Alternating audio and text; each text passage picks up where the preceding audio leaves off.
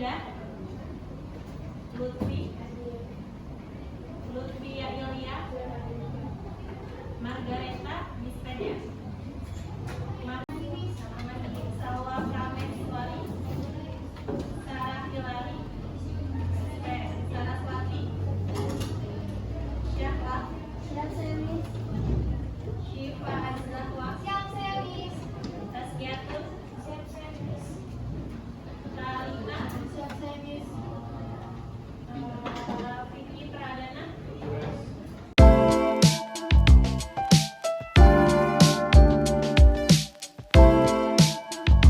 Ngawalin pembelajaran kita hari ini seperti biasa kita bakal lagi. Oke, boleh berdiri semua. Dari ini ya, 1, 2, 3. Konsentrasi, mulai dari Nadia, Amel, Mita,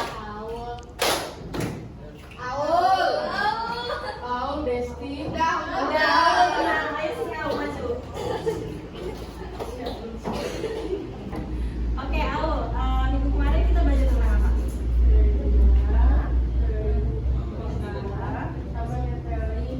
Ya, terus itu mau jelaskan tentang proses masuknya Islam ke Indonesia. Oke,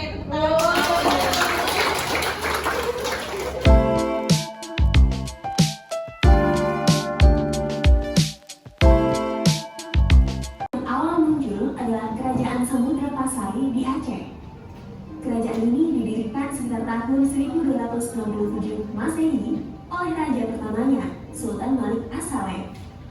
Kerajaan Samudra Pasai mengalami kemunduran setelah Portugis menguasai Selat Malaka. Tradisi dan kekuasaan Samudra Pasai kemudian dilanjutkan oleh Kerajaan Aceh. Peninggalan Kerajaan Samudra Pasai adalah makam Sultan Malik As-Saleh dan koin dirham. Kerajaan ini didirikan sekitar tahun 1475 Masehi oleh raja pertamanya, Raden Patah. Peninggalan Kerajaan Demak adalah Masjid Agung Demak. Kerajaan Mataram Islam terletak di kota Yogyakarta. Kerajaan ini didirikan tahun 1586 oleh Ki Ageng Pamanahan. Namun pada tahun 1755 melalui perjanjian Giyanti, Kerajaan Mataram Islam terpecah menjadi dua bagian. Kerajaan yang dipimpin Paku Buwono berkedudukan di Surakarta dan kerajaan yang dipimpin oleh Mangkubumi berkedudukan di Yogyakarta. Peninggalan Kerajaan Mataram Islam adalah Masjid Kota Gede. Kerajaan Ternate berdiri sekitar abad ke-13 di Maluku oleh Bab Masyhur Malamun. Kerajaan Ternate berkembang menjadi kerajaan Islam yang maju dan paling besar di wilayah timur. Pada tahun 1486, kerajaan ini mencapai puncak kejayaan pada masa Sultan Nungku yang mampu mempersatukan kerajaan Ternate dan Tidore serta mengusir Portugis dari Maluku. Peninggalan kerajaan Tidore adalah benteng Torre Tambula dari Istana Karatonki. Kerajaan Banten terletak di Banten.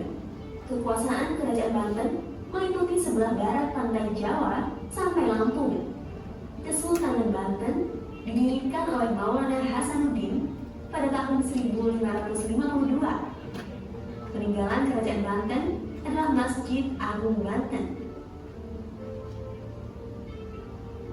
Kerajaan Gorontalo adalah kerajaan kembar yang bersatu dan terletak di Makassar, Sulawesi Selatan. Kesultanan Gorontalo mencapai puncak kejayaan pada masa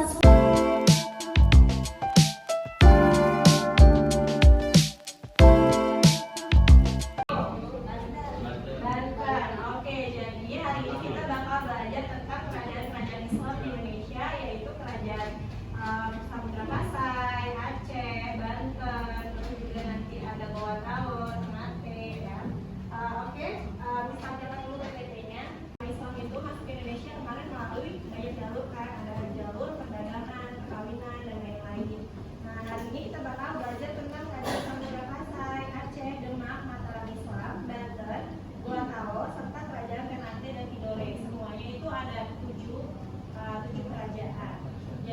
nanti Miss akan membagi kalian jadi kelompok untuk membahas masing-masing kerajaan.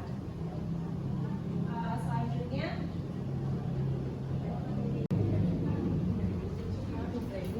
oke, untuk tujuan pembelajaran kita hari ini, setelah kegiatan pembelajaran berlangsung, peserta didik diharapkan dapat menganalisis kerajaan-kerajaan Islam dari pola perkembangan, perubahan, berkelanjutan dan keberulangan melalui pengamatan, tanya jawab, penugasan individu, pembuatan project based learning, dan juga dengan baik dan benar. Seperti biasa, kalian akan membuat projectnya dibebaskan kepada kalian. Misalnya mau template, terus juga mau infografis, video TikTok, atau kemarin ada yang pakai AO ya? Ya sih, AO, iya. Oke, Miss bagi jadi kelompok ya.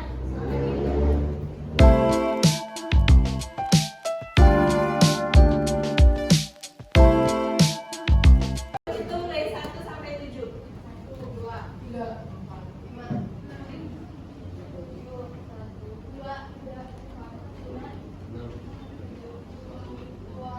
1, siapa aja? Kelompok 1 dilihat teman-temannya ya. 1, 2, 3, 4 orang. Kelompok 2, 1, 2, satu lagi, 3, 4. Kelompok 5 ya. Kelompok 3, 1, 2, 3, 4, 5. Kelompok 4, 1, 2, 3, 4. Ya. Kelompok 5, 1, 2, 3. 4 ya. Oke. Terus nanti diskusikan dengan teman-temannya. Untuk waktunya kira-kira berapa menit?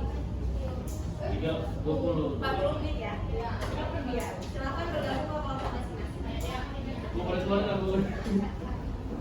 Kelompok 1 akan membahas tentang sang kerajaan Samudra Pasai. Kelompok 2 akan membahas tentang kerajaan Aceh. Kelompok 2 siapa? Ya, kita kerajaan Aceh. Kelompok 3 kerajaan Demak ya.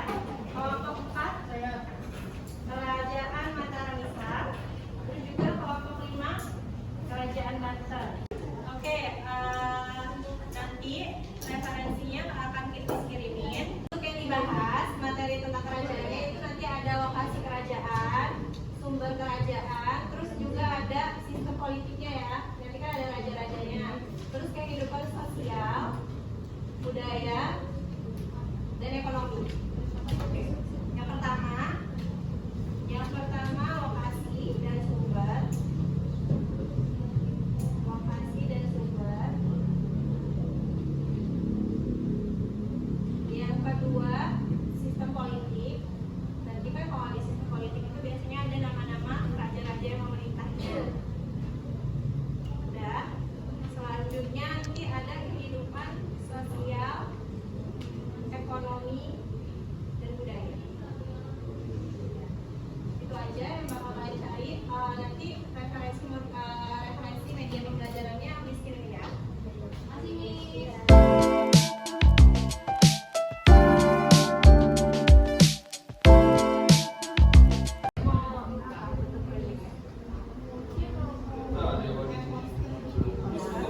Tentang apa?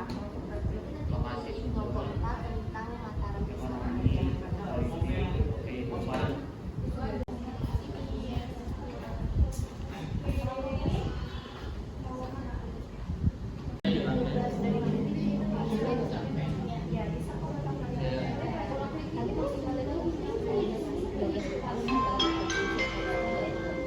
Kejayaannya siapa gitu aja. Teman Tuhan boleh kan nanti raja terakhir. Pendiri sama apa Miss? Masa kejayaan. Ada kan modulnya udah Miss kirim? Ini kelompok ini.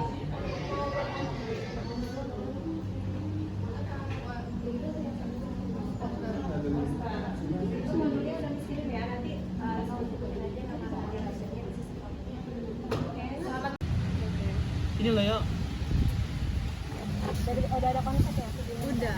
Udah bagi-bagi Udah apa? kayak kemarin. Cuman dia yang beda. Belum. 1, 2, 3. Assalamualaikum warahmatullahi wabarakatuh.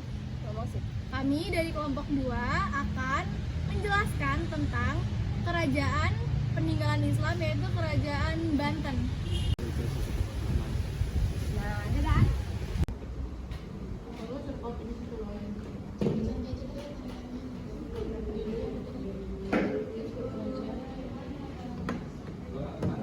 Tinggal ambil materi.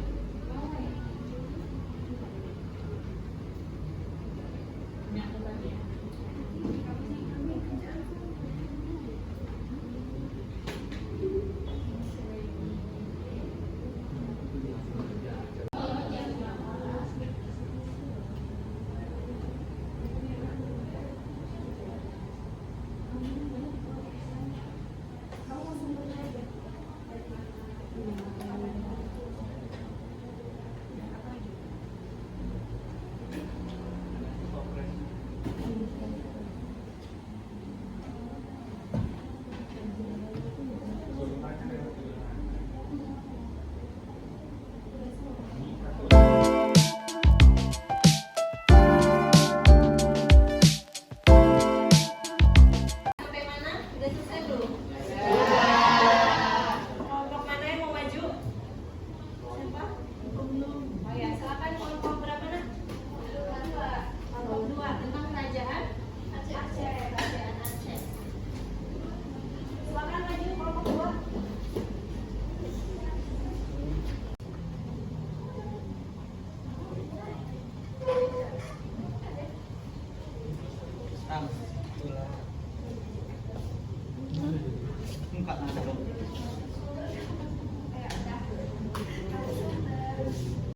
Assalamualaikum warahmatullahi wabarakatuh.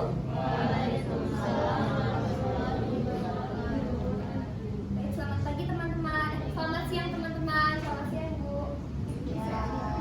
Baik, sebelum kami memulai mempresentasikan hasil kerja kelompok kami akan memperkenalkan diri terlebih dahulu. Baik, nama saya Salwa Prameswari, nomor absen 23 dengan rekan-rekan kelompok saya. Saya Nova Lutfika, nomor absen 15. Saya Hafizah Furnisa, nomor absen 7. Saya Tazkia Tunaf, nomor absen 28. Di sini kami mendapat materi tentang Kerajaan Aceh dan saya akan menjelaskan di mana letak geografis Kerajaan Aceh tersebut. Secara geografis, letak dan kedudukan Kerajaan Aceh ini sangat strategis, yaitu di sekitar Selat Malaka. Kerajaan Aceh ini terletak di Pulau Sumatera bagian utara dan dekat dengan jalur pelayaran dan perdagangan internasional. Iskandar Muda. Bandar Aceh dibuka menjadi bandar internasional dengan jaminan pengamanan gangguan laut dari kapal perang Portugis. Mengganti Sultan Iskandar Muda adalah Sultan Iskandar Thani. Kerajaan Aceh terus mengalami kemunduran karena beberapa faktor.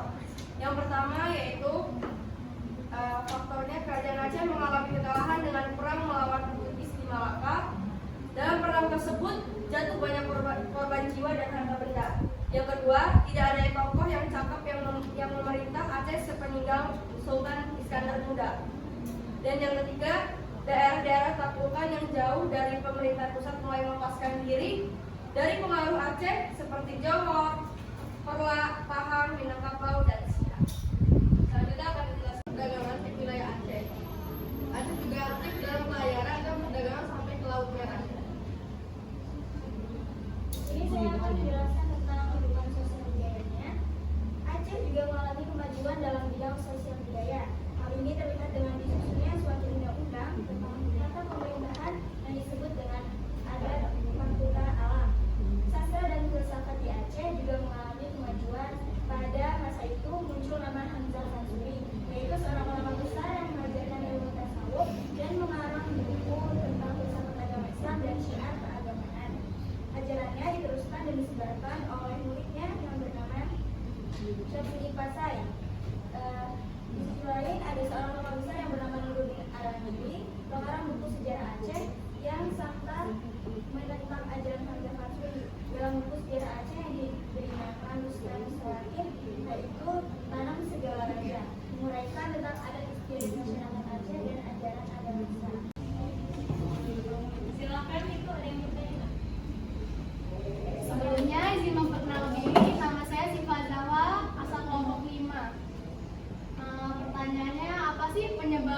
keruntuhannya kerajaan Aceh.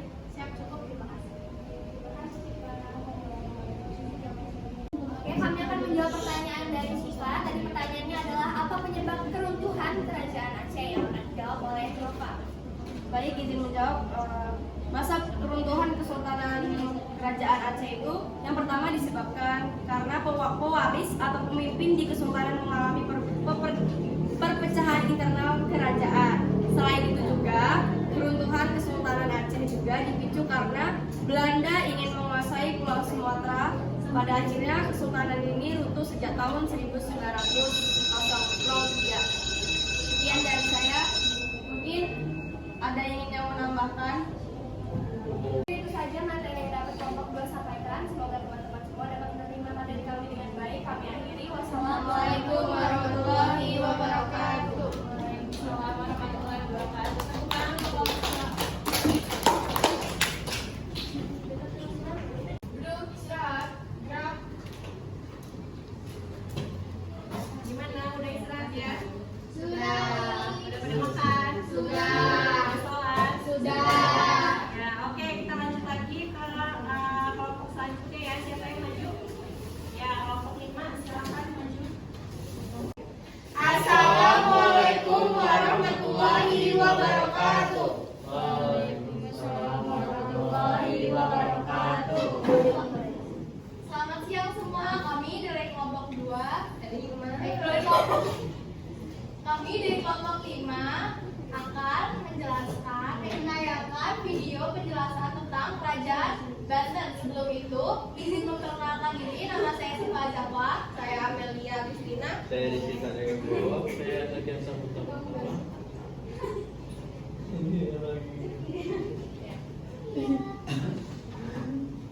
Assalamualaikum warahmatullahi wabarakatuh. Kami dari kelompok 5 akan menjelaskan tentang Kerajaan Banten. Sebelum itu, izin memperkenalkan diri. Nama saya Siva Jafar. Saya Amelia Christina. Saya Rizky Kadego. Saya Tekian Saputra. Saya kira Secara geografis Banten terletak di Jawa Barat bagian utara.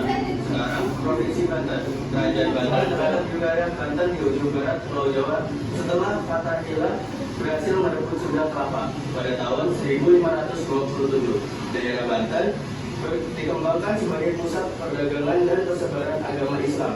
Dasar-dasar kerajaan Banten diletakkan oleh Hasanuddin, putra Fatah Hilah.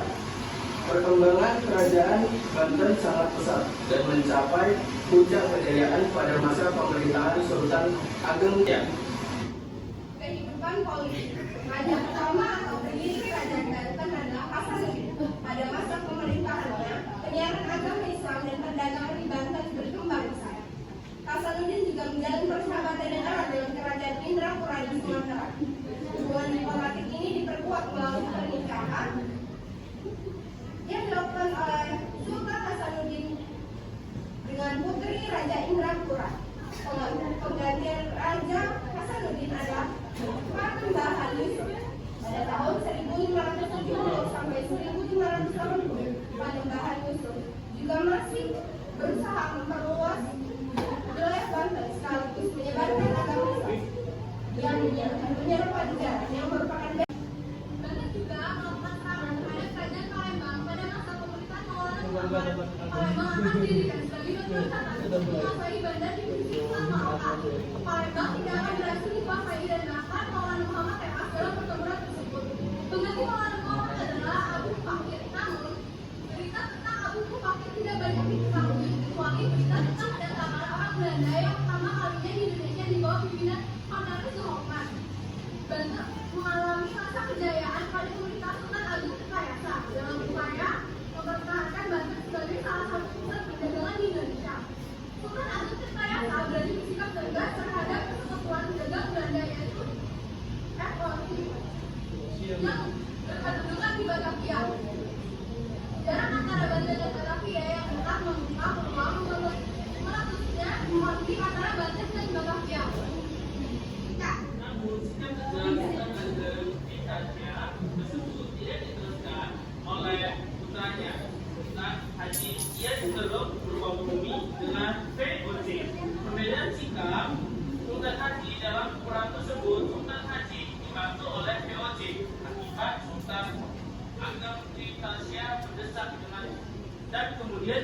Maka peristiwa kemenangan Sultan Haji menandai berakhirnya kejayaan Kerajaan Banten. Ya, silakan Reza. Izin bertanya, nama Reza Paleka, nomor absen 19. Izin bertanya, pertanyaan saya, mengapa Kerajaan Banten bisa jatuh ke tangan POC? Singkat aja.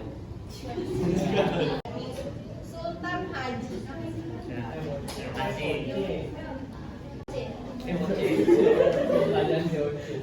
Jatuhnya Banten ke tangan POC disebabkan oleh cara licik POC dengan mengadu domba Sultan Ageng Tirtayasa dengan putranya sendiri yakni Sultan Haji. Siap, cukup, terima kasih. Sekian presentasi dari kelompok 5. Kami akhiri. Wassalamualaikum warahmatullahi wabarakatuh.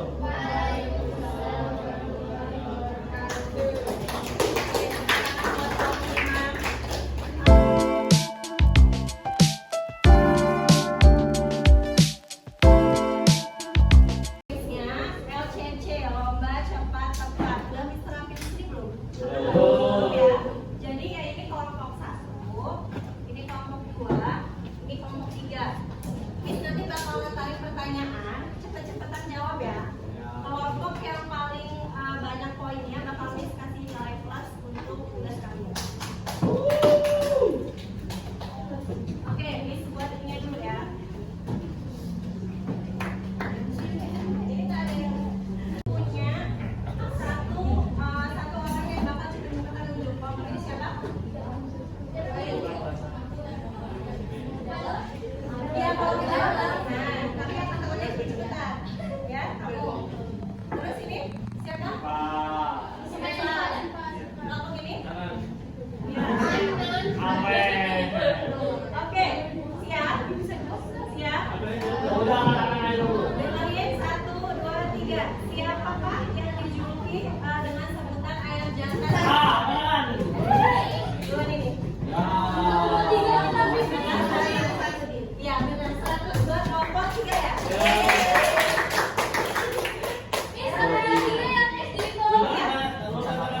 Cepet-cepetan, Nak. Cepet-cepetan. Nggak tahu ya bener apa enggak yang Ya, satu perwakilan aja jangan semua. Tadi ini 2 orang yang angkat tangan juga. Oke, selanjutnya siapa yang memiliki julukan seberang lor?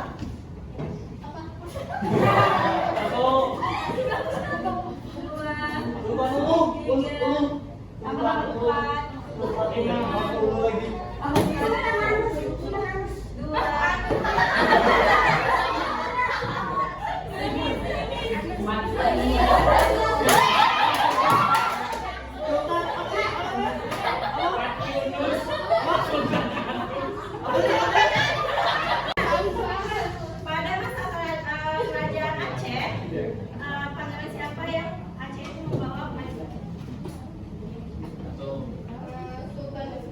Iya, benar. 100.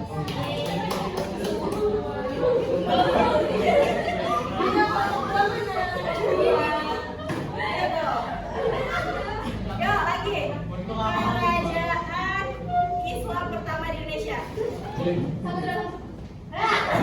Samudra Pasai. Pasifik.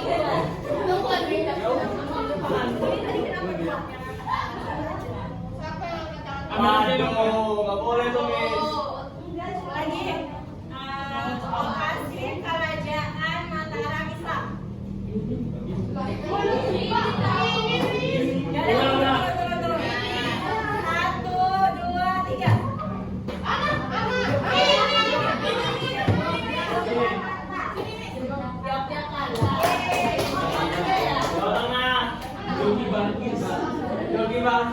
Joki. Sultan Ageng Tirtayasa berasal dari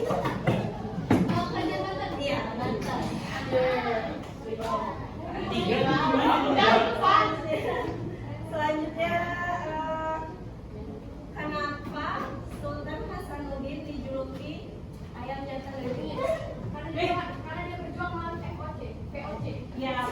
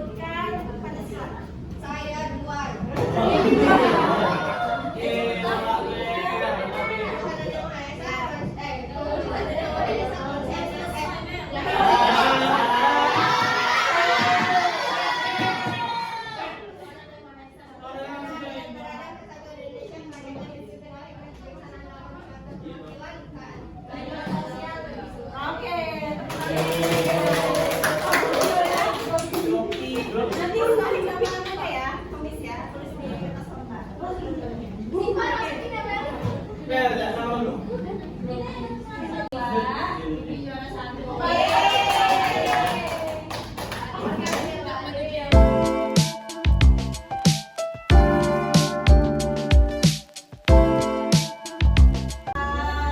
Udah ya, kelompok 2 udah maju, kelompok 5 udah maju. Yang pertama, kerajaan Islam yang ada di Indonesia pertama kali yaitu kerajaan Samudra Pasai. Terletak di Aceh pada muara sungai Sangan atau Pasai. Nah, sumber sejarahnya itu merupakan inskripsi atau tulisan pada nisan apa kemarin? Kita belajar teori. Sultan Malik As-Saleh. Terus juga berita-berita asing dari Marco Polo dan juga Ibnu Battuta serta kronika Raja Pasai. Kronika itu kayak hikayat atau cerita-cerita tentang Raja-Raja Pasai. Nah, Marco Polo kemarin siapa?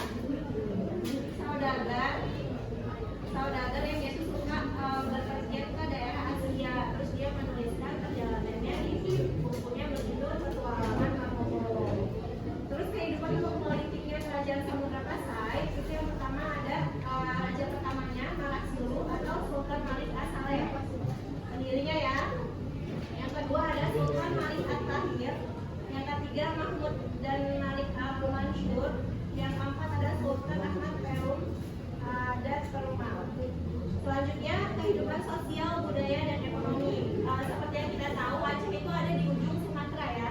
Pastinya kehidupannya tidak jauh dari perdagangan internasional. Nah, Aceh Samudra Pasai ini menjalin koneksi dagang dengan India pada saat itu. Jadi hubungan Samudra Pasai dengan India itu sangat erat pada zaman dahulu. Selanjutnya Kerajaan Aceh. Kerajaan pendirinya bersama juga Sultan Iskandar Muda. Nanti Kerajaan Aceh ini mencapai masa kejayaannya pada Sultan Iskandar Muda. Juga ada Sultan Iskandar Khan. Nah, jadi ya Kerajaan Aceh ini merupakan kerajaan Islam yang sangat-sangat keren. Kenapa?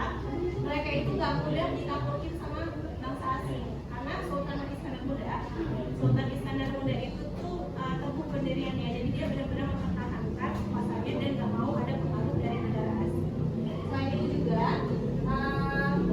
Kerajaan Aceh itu punya susunan atau undang-undang tentang tata pemerintahan yang disebut adat mahkota alam. Jadi zaman dulu waktu zaman kerajaan mereka udah punya undang-undang. Jadi udah termasuk maju. Terus juga Kerajaan Aceh itu punya keunggulan yaitu punya hubungan diplomasi yang bagus dengan negara apa kira-kira? Kalau Aceh, Islam biasanya juga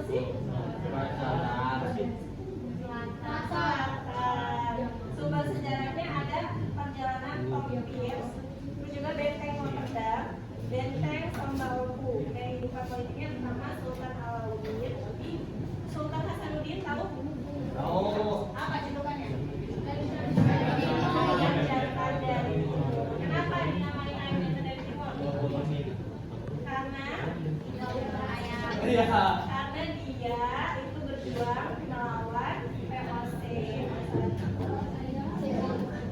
Terus selanjutnya ada Raja Emas. Lalu kehidupan masyarakatnya bertumpu pada kelautan yang dimilikinya. Makassar yang berkembang sebagai pelabuhan internasional banyak dikunjungi oleh pedagang asing seperti Portugis, saudara dan juga 9 saudara. Mereka itu bertugas untuk melakukan pertahanan untuk kerajaan dan laut. Selanjutnya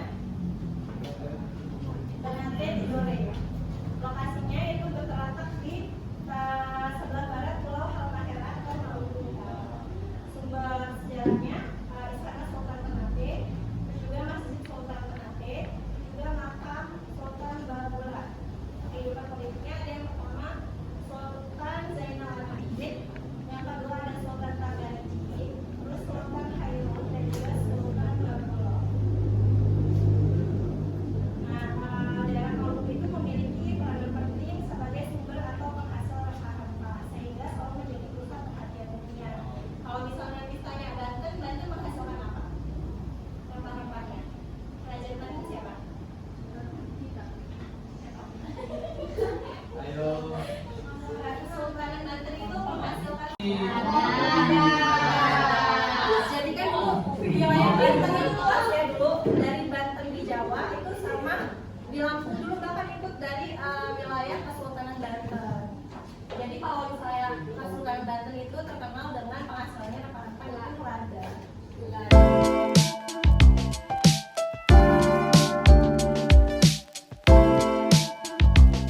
Seperti biasa, di akhir pembelajaran kita bakal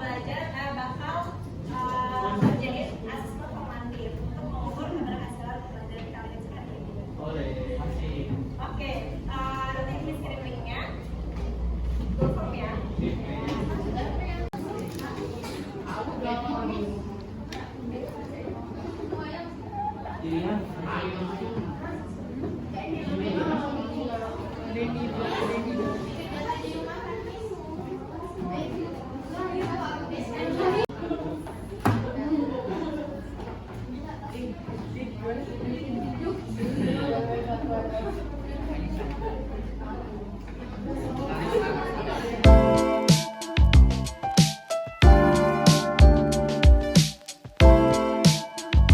Gimana pembelajaran hari ini? Capek-capek juga ya? Ya. Kalau misalnya ditanya apa manfaat kita belajar tentang kerajaan Islam ini hari ini? Supaya tahu apa sejarahnya. Siapa? Ya? Siapa yang mau angkat tangan? Apa angkat sih Pak? Kita jadi tahu sejarah-sejarah kerajaan Islam hari ini. Terus? Tahu juga namanya kerajaan yang mimpi.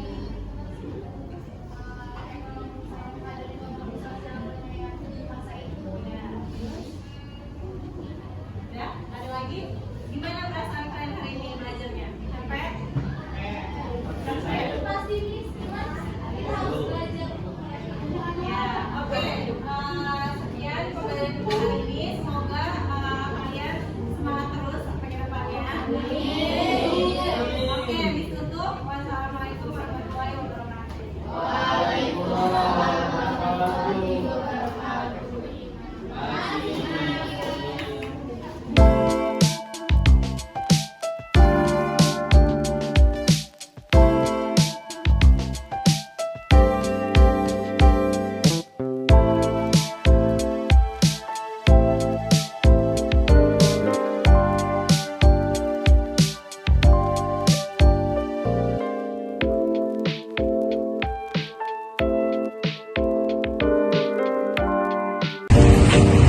Halo guys, Assalamualaikum warahmatullahi wabarakatuh.